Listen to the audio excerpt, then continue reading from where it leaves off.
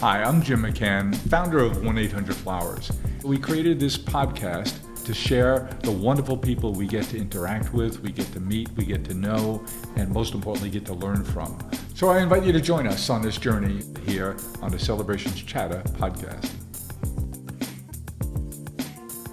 With Billy Mann, the famous man about music in every facet, every way imaginable. And we're kidding because Billy's in a car today.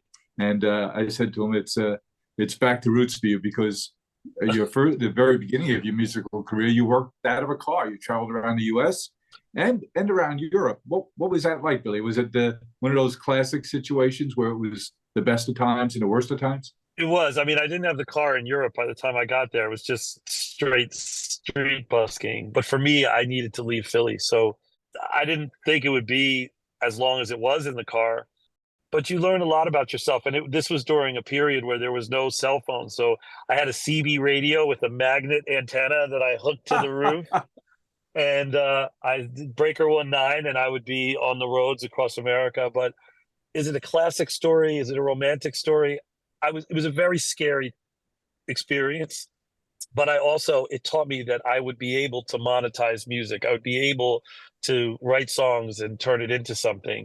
I guess the only thing that's changed is this is a little nicer car than the car that I had, and I have a place to go to sleep. So it worked out. It is an American dream story for me, and I really maybe I'm feeling extra patriotic today, but I feel like that was one of the benefits. You're in Vermont taking care of something in one of your kids' school, and you went to school not far from there in Massachusetts, probably 5 degrees warmer in Massachusetts than in Vermont. Maybe 2 degrees. But it sounds to me like it was a pretty good school experience for you too, both going to high school in Philadelphia and going to college in Hampshire and Massachusetts. Sounds like it's pretty good because you did it kind of quick. So I finished high school and college in 6 years, which sounds like I was really bright, but high school in 3 years was more because the environment in Philly where I grew up was a pretty intense place. And I was a decent student, and I was at a music and art high school. My class was amazing, Jim. I mean, I was in school with the Roots, Questlove, Boys to Men. We sang in choir together, Christian McBride, Grammy-winning jazz bass player, all these musicians, and we were all kids going to school in this kind of experimental school in Philly and in the housing projects in South Philadelphia, and kids traveled from all over to the city to go there. I love Philly, but like any city, there's the tourist version of the city, and then there's the real experience. My grandmother, who was very influential on me and was really wanted me to think, how do I get out of this environment as fast as I could? So I managed to get a scholarship and grants and some loans to go to Hampshire, which was a completely different environment. It's like Hampshire is this utopian, everybody touchy-feely, very super liberal. I had never seen kids that had their own cars. I was a work study student. I'm not trying to play the violin, but it was very clear the students that could pay the full tuition and the students that were working. I was the graveyard shift operator. That was one of my jobs to pay through school. So I don't really remember high school and college so much as this clump of time that I just wanted to get out. And it was very important to my family that I get a bachelor's degree. And you had two very different experiences in high school at Philadelphia and college in Massachusetts at Hampshire. What song sounds like Philadelphia, and what song sounds like Hampshire College? I would say the song that sounds like Philadelphia, Grover Washington Jr., who was a very successful. Just the two of us with Bill Withers and Grover is like he was a big crossover artist, and he was my first mentor. I did a record with him called Uptown on the Soulful Strut record, which I think he won a Grammy for the record, but it wasn't like a huge record for him. But I wrote with Phyllis Hyman. The Philly thing is big, but I would say my relationship with Pink, which is over 20 years of writing songs with her and making records with her, the fact that she's from Philly originally is makes it a really awesome collaboration. So the Hampshire song would be "Dear Mr. President," which Uh, was like a protest song that I did yeah, with Pink. Pink and the Indigo Girls, and that was a kind of uh, a hit song. I didn't know was a hit song until after the fact. I don't have any musical skills, just an appreciation. But I was looking at all the different people you've worked with, Billy, and I saw that you worked with Burt Bacharach. And I said to my Yeah, wife, we were in a car a couple of weeks ago, and I had my playlist on, and one of the most beautifully constructed songs I've ever heard as a real layman is Burt Bacharach, Dionne Warwick, "Walk On By." What beautiful construction on that track. he was an amazing guy. I mean, he only passed away in the past year. Obviously, Bird is a super legend. And by the time I got to write with him, his voice wasn't really strong, Jim. Like he had like a he could play the piano beautifully, Yep. even though he was, I think, pretty arthritic. And I mean, when you're into your late 80s and the position that you get into, crouched over a piano Yeah. or with a guitar, like I already have arthritis in my shoulder from both. He wouldn't be able to sing the notes. So if he was like, "Jim is great," he would say, "Jim is great," and then he'd play the notes with his Yeah. fingers. And he was very extremely clear about the melodies he wrote. "Raindrops Keep Falling on My Head." That melody is what drives you as you think about it. Or "Walk On By." When you Yeah. hear "Walk On By," you hear "Walk On By." It's like in your brain. And he was It's there very for the day. and he was very literal. So we're writing together, and I'm saying, I think you should do "Jim is great," and he'd say, uh, "Jim is great," and I'd say, "Okay," and then I'd come back to him. I say, "Do you think we should try the other thing?" And he'd look at me. He goes, "Jim is great," and that was it. Like I was like, Done. and at that point, I was like, "You're Burt Bacharach. I'm going to do what you say." Burt had, his kids and family, and he had a daughter who was autistic, and it was extremely and I'm an autism dad, and it's not spoken about, but it's not often highlighted. But ultimately, she took her own life, and it Oh was no. very, and this is many years ago, and it's not that it isn't listed in his bio and his story, but it's the nuances of it. He and I connected very deeply. We wrote a song for a movie called about a boy named Poe. It wasn't that the movie had some festival wins, but it was more that experience working with him was obviously it was the impetus for working with Bert, but it was less about the music and more about the man. And he was able to talk openly with me, and I was able to talk openly with him as dads. He was a very special person and a very layered guy. So anybody that puts on a Burt Bacharach record, there's so much more to him. For people who listen or just have an appreciation for music, there's only a handful of songwriters that we know. So I've been around for a long time, so lived through several musical genres. But back in the Broadway days, the Sinatra days, a lot of people knew who the arranger was or who wrote the song. And then for a long time, there wasn't a lot of talk about who did the writing of the songs. We knew Carole King, Burt Bacharach, we knew was a songwriter. In your era, when you come along, was it attractive to you? Was it something you thought about as a young person? Say, yeah, I like to do my own music. But was that something you thought of as a career opportunity to be a writer, producer, do everything but the entertainment part, the front of the house entertainment part? Well, no, actually, I started off as a singer myself. I Yeah, was a singer songwriter, and I was signed to some dreadful contracts.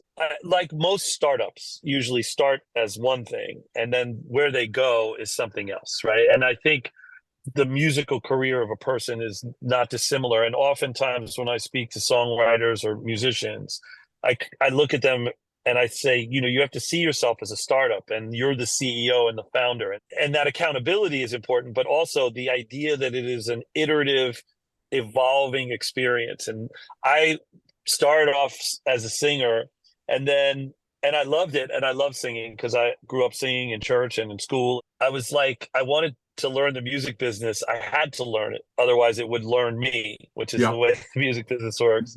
But I describe it as when I was signed to a record company, I was in med school learning how to be a doctor, but I was also the cadaver. So basically, I was living it, but I was trying to learn it on myself. And then being direct with you, Jim, when you're a kid and you sing and you play guitar, you're really on a primal level. You're expressing yourself, but you want to meet girls, or at least I wanted to meet girls, and I that idea of that validation is a driver. And anybody that's a performer that says different is not being honest. I learned though over time that what really motivated me was less and less that validation and more I just loved music. I wanted to be around all of it.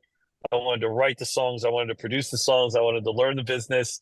Honestly, the moment I was free of that need, I felt needed by the business, and the Yeah. opportunities came to me. I mean, I do you find that with the people in your organization that leaders are born from the people not seeking leadership, but the people who act? Yes, we had a board meeting at Flowers just a few weeks ago, and one of my board members, who's a friend and just a very wise fellow, made the comment that managers manage, and when they get a project and they come to a roadblock, they come back and tell you, "Geez, I can't get this done because so and so won't cooperate."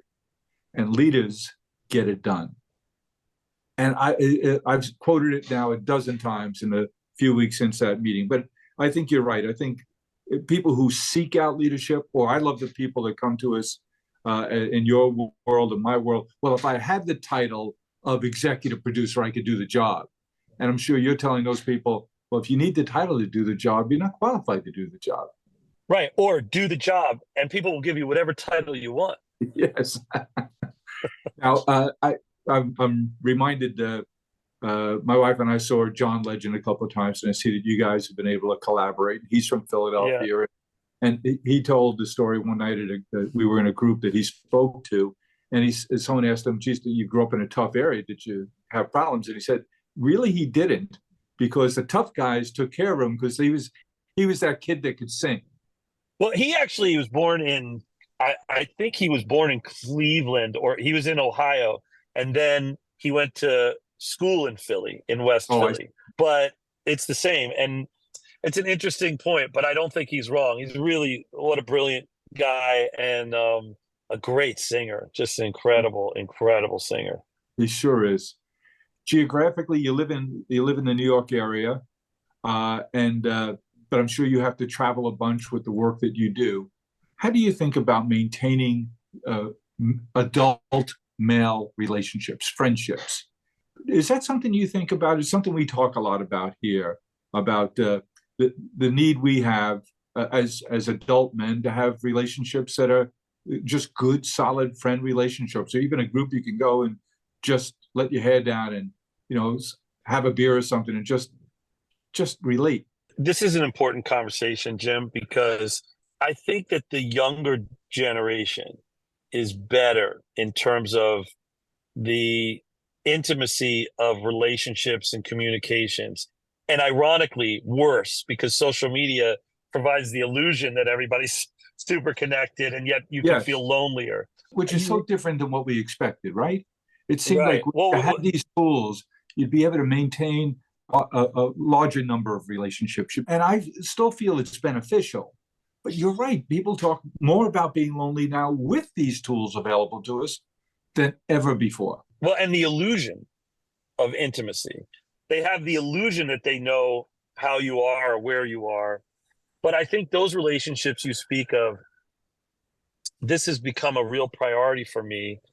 And I have to say, at this stage of my life, as my kids are a little older, my youngest is 9, but pretty independent. And independent, 9, you 9, you can handle yourself. She reads a book. I mean, I love all my kids naturally, but now it gives me the time, Jim, to be able to have those relationships. And it's taken me this long, really, to not just identify men in my life, my friends who I want to hang out with, but who I want to have those deeper conversations with and connections with.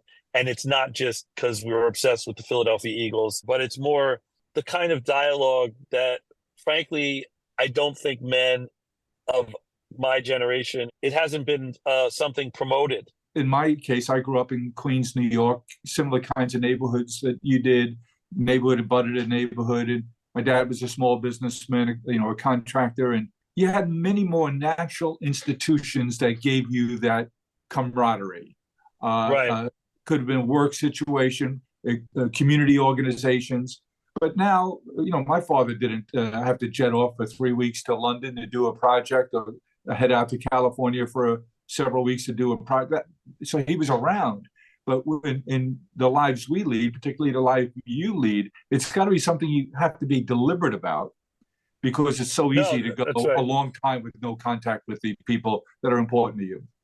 Right. Well, I've never taken a trip longer than 2 weeks ever. It's a rule. I mean, I've been happily married. It's going to be 23 years.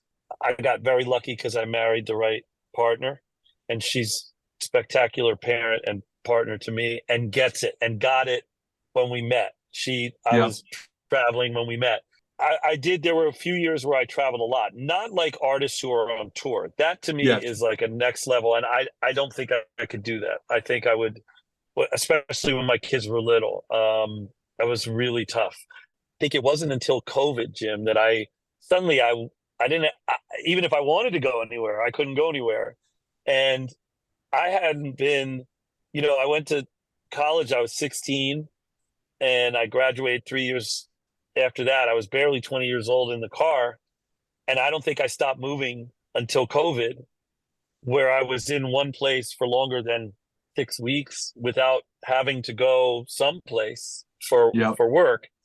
And I really love being home. And one is I realized not just that I love being home, not that I wouldn't, but that itch that I felt compelled to scratch, like I got to go out and whatever, not because Zoom is perfect, but I realized how superfluous some of the travel was.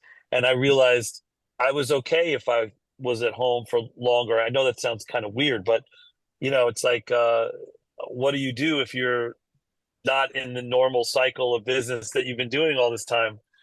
So that changed a lot for me. And by the way, afforded me the opportunity to have guys that I knew and have deeper conversations with them. Because, to your point, like my dad he was an Eagle Scout as a kid, and that was where he like built those relationships. Or I have an uncle that was in the military, and he built those relationships. So in the absence of that, I think it's hard. And I do think the secret to long life and the secret, I mean, really to living long is the circle of friends that you have that you maintain. And I saw that both my grandmothers lived.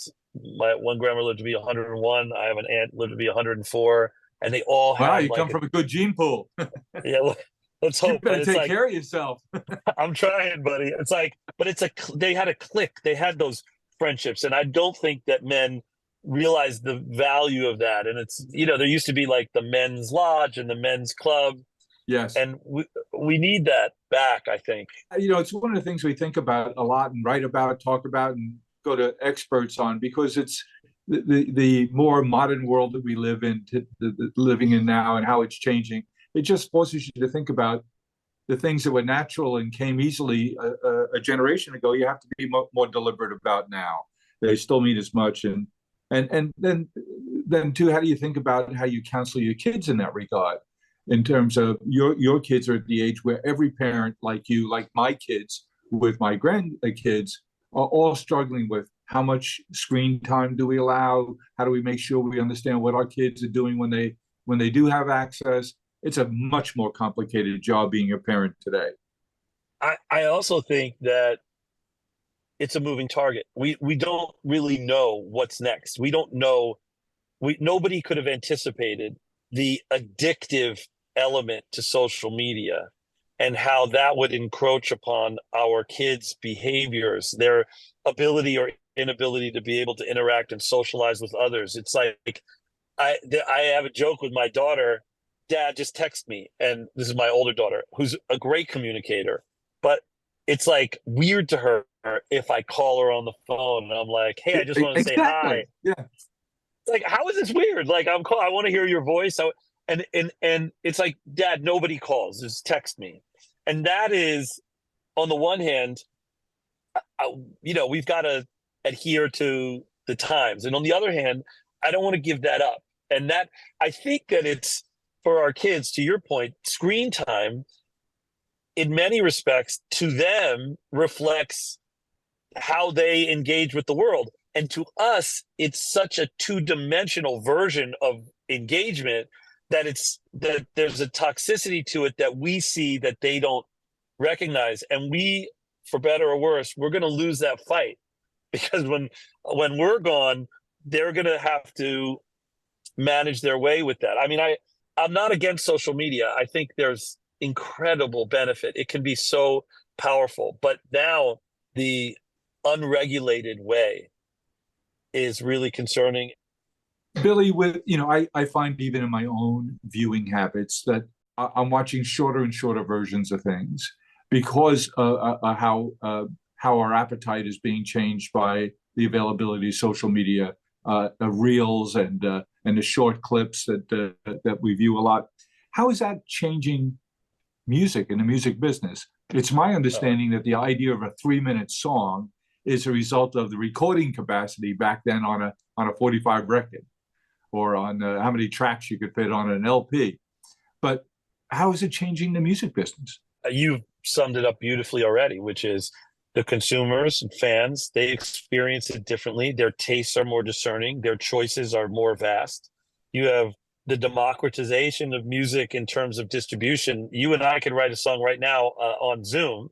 We could record the audio and we could release the video of us doing it on YouTube, and the song we could release on digital platforms and be available globally in like a couple hours. That is a huge shift just in terms of what the quote unquote creative supply chain looks like and its ease to market. And I want to address this social media question, but when you look at it in the context of Spotify and Apple Music, I mean, Spotify has millions and millions and millions of songs, and they're uploaded every day. It's, some days it's 1 million songs, 250,000 songs every day, and 90% plus achieve less than 1,000 streams, less than 100 streams. So, which is, as a separate topic, one of the reasons why the industry is trying to address a different remuneration structure for artists who reach a certain tier. But if you're a consumer and social media is the way that you discover music, which is really the key, it becomes a creative arms race in a way that I really like. Like, I like the fact that things will happen without the influence of larger companies and corporations. And I believe in expensive ideas. And as an executive, the executive side of my life, some of the decisions that you make as a leader in the business before TikTok was at best a combination of insight and instinct. It's like I have an instinct for this, and then I have insight and data that supports it. And then ultimately you make a decision based on those variables in your team. Today, the access to data is so overwhelming that basically the A&R executives, the creative executives who are the ones signing talent, whereas before Carole King sent in a song and they listen to just a piano and vocal and think, I can hear how this could be done by the Shirelles and what they would make it sound like. Now you got to walk in with the Shirelles singing the song, and 10 million people already love it, and it's already developed its own viral dance to it. And then it becomes a financial arms race, because the record companies will overpay because they feel like they mitigate the risk with the data.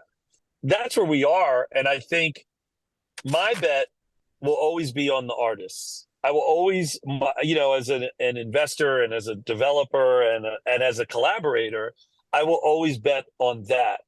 But the record companies, they don't have because of the volume, their first move now is going to be data driven. And they can dress it up 1,000 ways, but ultimately they're going to look at something and go, does the data support it? And if it doesn't, they won't do it. So that's how it's changing.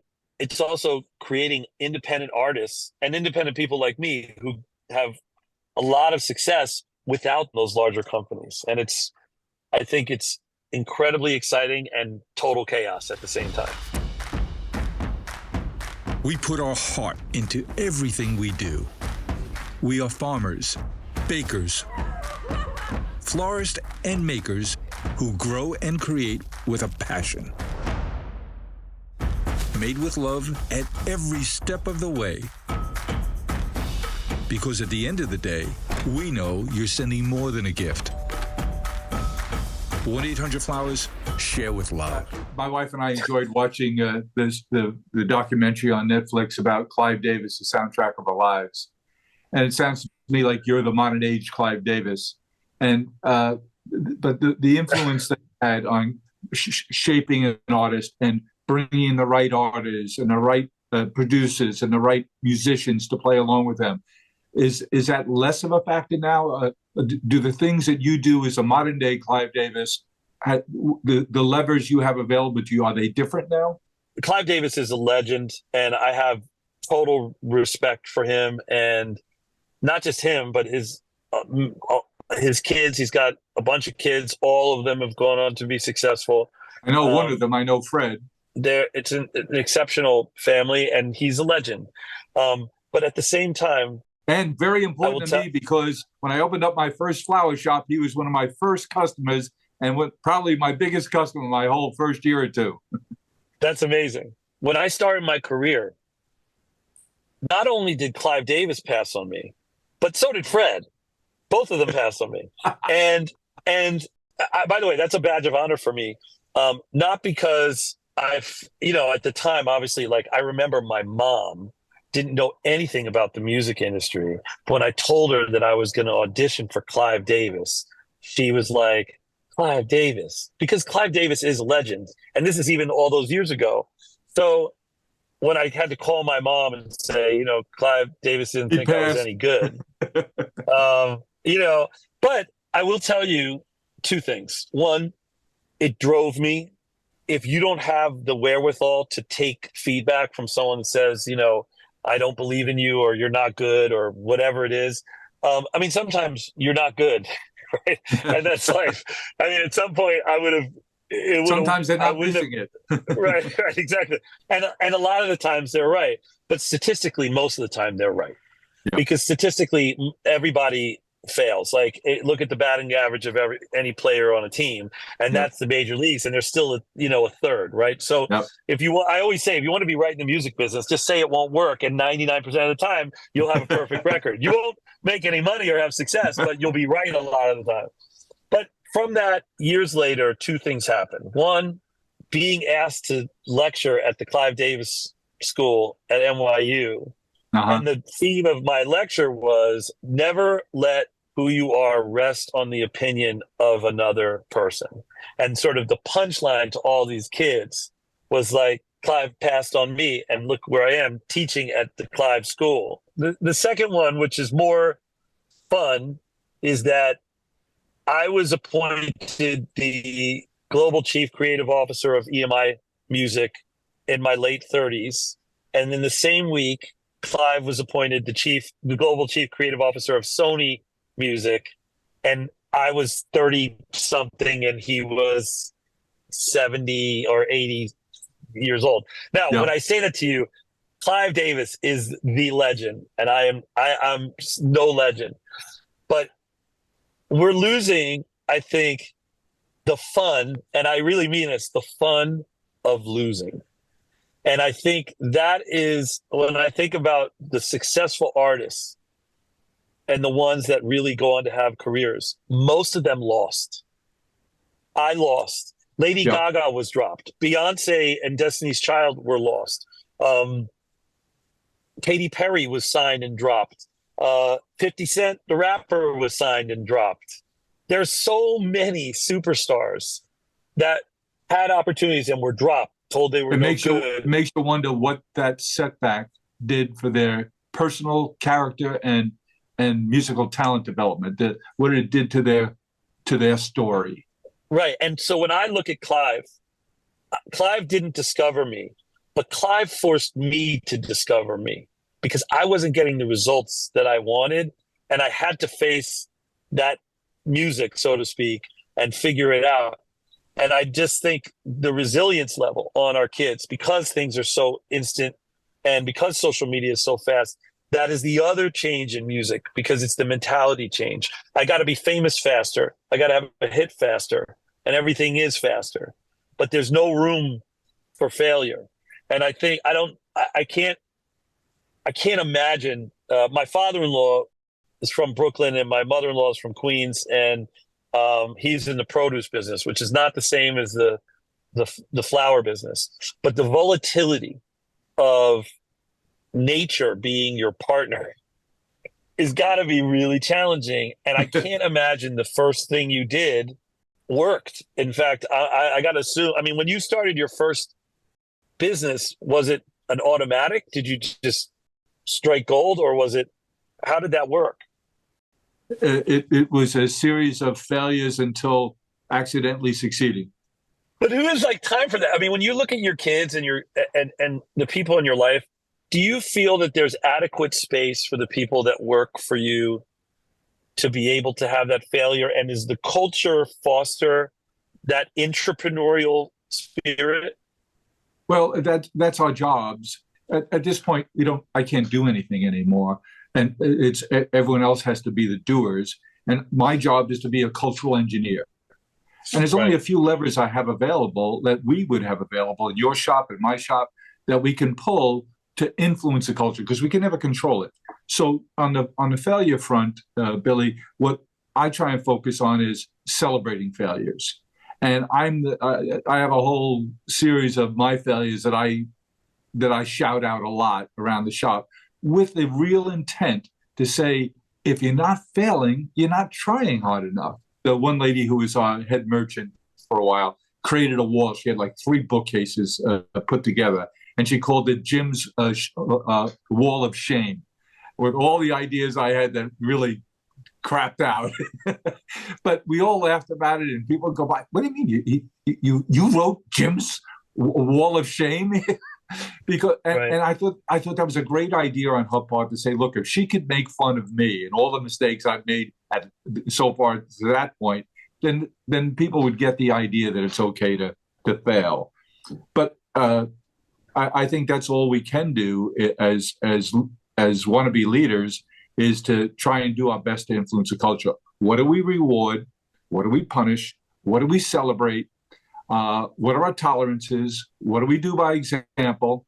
And those are the only levers we have available to us. What goals do we set? What rewards do we set? Do we keep score? Do we cheer for them along the way?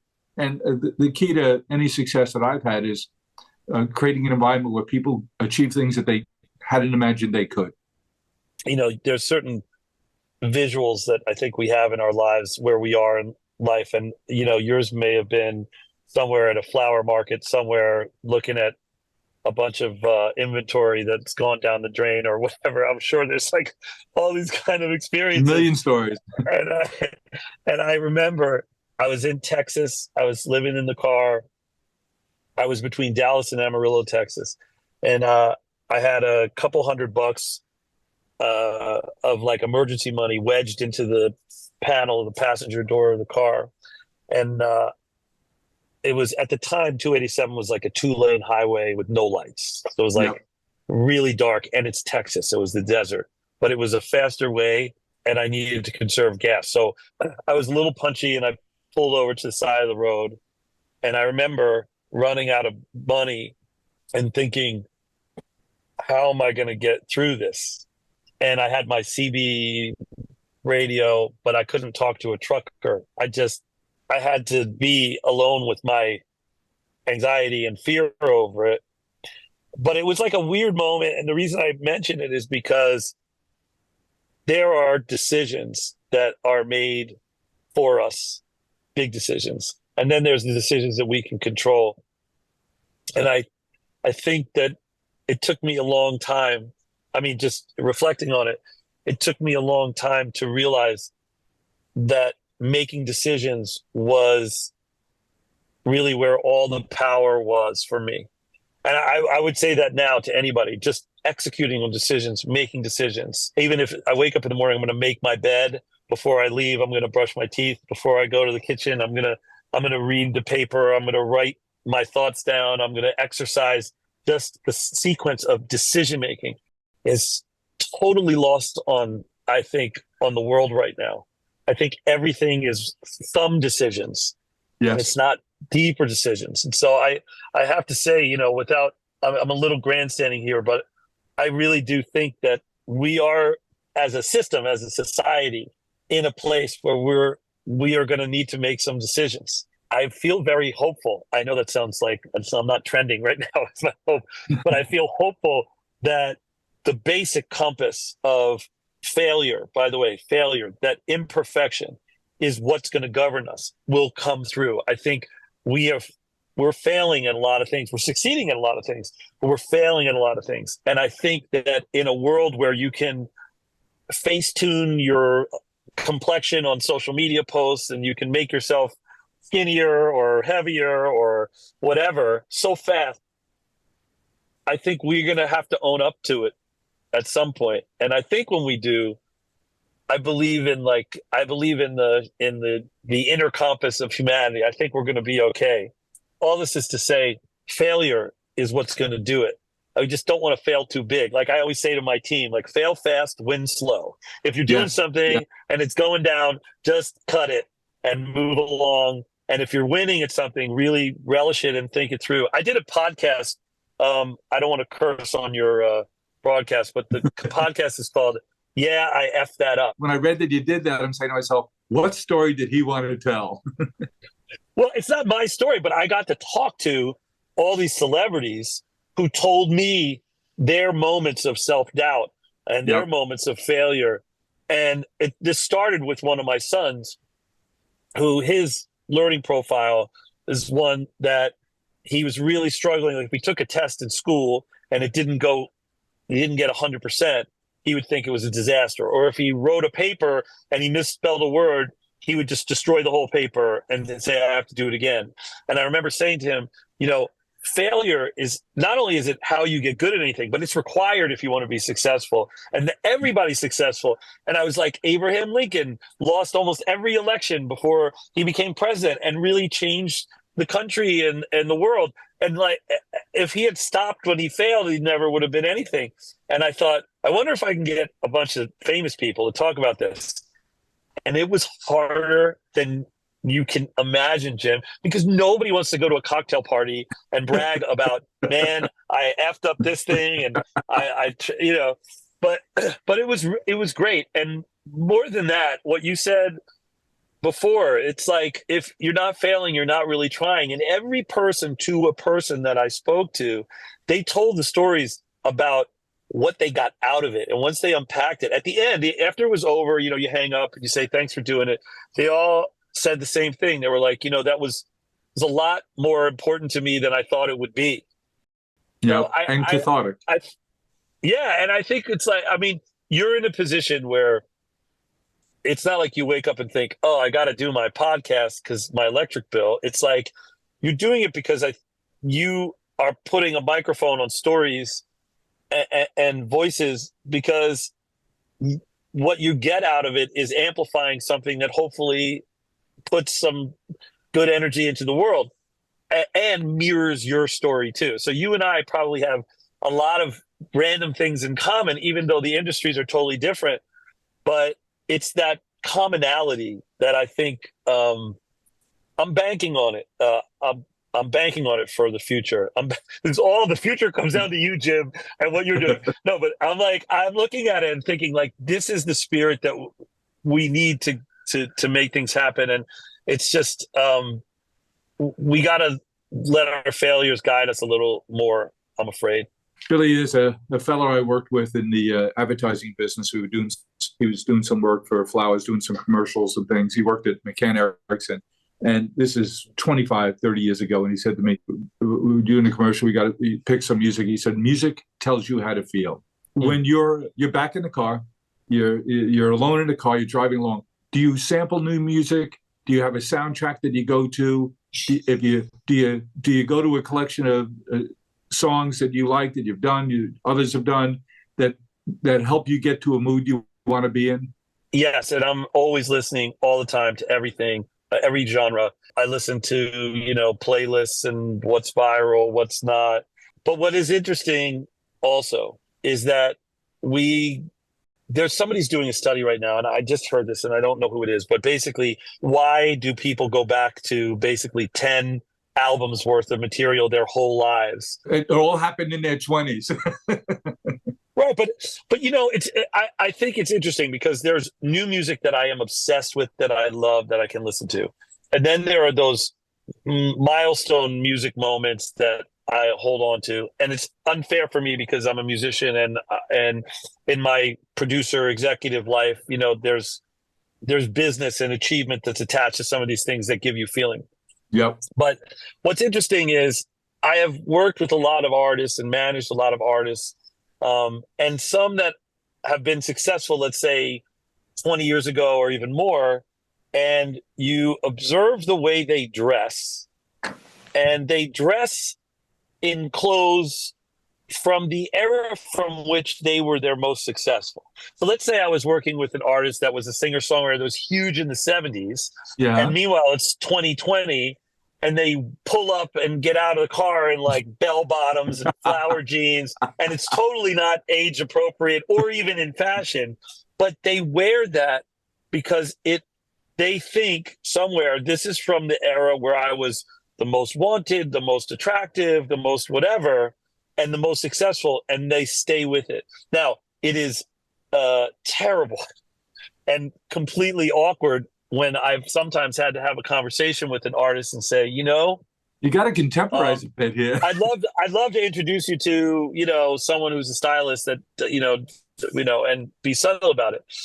But it's a bit like that. I think we tend to play the music that reflects moments where we feel are most powerful.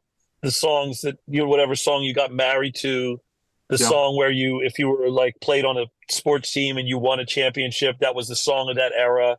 And music is a time machine, Jim. I mean, you can literally put on a song and it can transport you emotionally to a place and time like nothing else. One of the reasons why I think there's so much upside in music is because nothing else can do that. Yes. There is nothing else. I have an invisible product. It is invisible. We can put it in a box, on a disc. Now it's fully invisible, but it is of extraordinary value. And as an asset class in the markets, it's of value. As an investment, it's of value. Boy, is it ever. But what it means, like, do you remember your wedding song? I got married in an era where it was just me and about a million other couples. Color My World by Chicago. Okay, but Color My World by Chicago, you're walking down the street, you walk into a store, and that comes on, and you're by yourself. You're back there. You're there. I'm very close with my in-laws, and my father-in-law is a musician in his early part of his life before the produce business. And his song with my mother-in-law is Misty by Johnny Mathis. That's their song. Sure. So, and you've worked with Johnny Mathis. Well, I wrote a Christmas song that Sending You a Little Christmas, which was the top 10 twice with different artists. But when Johnny Mathis recorded that song and I was able to make that generational bridge, it was like, for me, I think more than my in-laws know, it was such a cool moment because I got to time machine myself back a little bit with them. And also, you plant a flag in the ground of like one of the legendary careers. And that's also, it's great that I make a good living doing music. And I never imagined that I would, especially in the times that I wondered like what was going to happen. But if you can put passion in your paycheck somehow at anything, it's such a insane privilege, and the romance of it is never lost on me. And I'm going to keep doing it until that happens. I hope it doesn't happen, but and I think, by the way, just to give a last moment of gratitude to Clive Davis, Doug Morris, another huge executive. You know, you look at some of the executives in music that have been around a long time, and you think, how are these people around decade after decade after decade after decade having success? The answer is passion. That's what I want for my kids. That's what I want for people. I think it is a absolute lottery ticket win if you love what you do. And unfortunately, most people don't get that privilege. So I'm going to.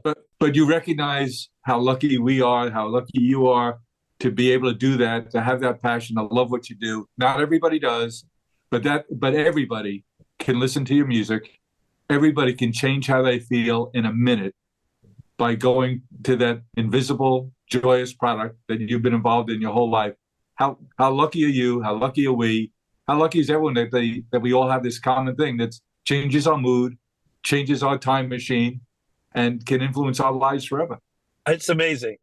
You know, you meet me in person. I'm 6'4" and 235 pounds. I'm like a big guy, but I'm amazed at how small and humble I can be listening to certain music, certain songs that just bring you down to earth, and certain songs and records that make you feel completely invincible, and the influence it has on our moods. I mean, this is the greatest privilege in the world to be able to do it. When are you going to work with Pink again? She always comes up with, if I'm doing an interview of any kind, obviously, because it's the longest collaboration that she's had and that I've had. I will say she is such a special person. And I think what our next collaboration will be, and I'd say this, generally, is more, how do we collaborate with songs to activate the world to do better, be better? She's an incredibly active person. I mean, a lot of the songs we've written together are sort of social statements and politically driven, and her willingness to be out there and to stand for what she believes in and have the discussion with people who disagree with her, which she's up for, yeah, is extraordinary in a sea of celebrity that will sooner say nothing than say something. And you both wear on your sleeve that you're parents and you're active parents, and you're very concerned about doing the right thing and having balance in your lives. And as a parent and a grandparent, I applaud the work that you've done for people with special needs, putting it front and center, dealing with it, and helping other people too at the same time. So I'm just so appreciative, Billy, that you've shared time with us, back in the car again, and allowed us to get to know you. And to get to know you is to get to like you. I really appreciate it. And it's mutual, Jim. I'm lucky to be able to do what I'm doing. I'm lucky that I got this far. Lucky that the car is nicer today than it was before, and that I got a place to go to. You still got the 200 in the other door? Yeah, I don't have that in there anymore. But I think we are very pessimistic where we are in the world right now. People are not feeling great, and for good reason, because there's so much heaviness and conflict. But I'll leave you by saying, it doesn't cost a lot to give someone flowers, and it doesn't cost a lot to listen to music. It doesn't cost a lot to say please and thank you and tell people that you love them, or make friends and new friends. Or for somebody to simply say, I was listening to this conversation with Billy Mann, and it reminded me of a song he did that I really like, and it reminded me of you, and I'm sending it to you. And that's something we can do that's free, that's easy, and it's just taking that, being intentional about investing in our relationships. We are all alone, and when we enter and we exit, but I think it's not unique. The feelings when people feel isolated, when people feel misunderstood, and I hope we can do a better job with social media to make people feel a little bit not just hyper connected, but genuinely connected. Yeah, but heard and not in snippets and sound bites. And, we got a lot of work to do, Jim, to make it better. But Well, you um, you start in your family. I'll keep working in mine. yes, And sir. I look forward to the next time we get to connect. Billy, man, thank you for your time and for sharing your story with us and allowing us to get to know the great guy you are. Thank you. And congrats on all your massive footprint that you've left for your family and for all of us. I'm a client. So, I'm still building, baby. all right. Let me know if you need someone with a shovel. I'm here. And I mean, like, to build up. Thanks, buddy. Be good. All right, brother. Thank you. Go to 1-800-Flowers.com. Find the perfect gift. And wow the people you love. Wow. This is amazing. Whether you want to say happy birthday, So cute. Or I love you. I love you too. thinking of you. Wow. Go to 1-800-Flowers.com. Celebrate the people you love. Well, I hope you enjoyed what you heard, and I know I'll be sharing it forward. I hope you get to as well. Let's keep the conversation going. Follow me along on Twitter at Jim1800Flowers and on LinkedIn at Jim McCann. Hope to talk to you soon.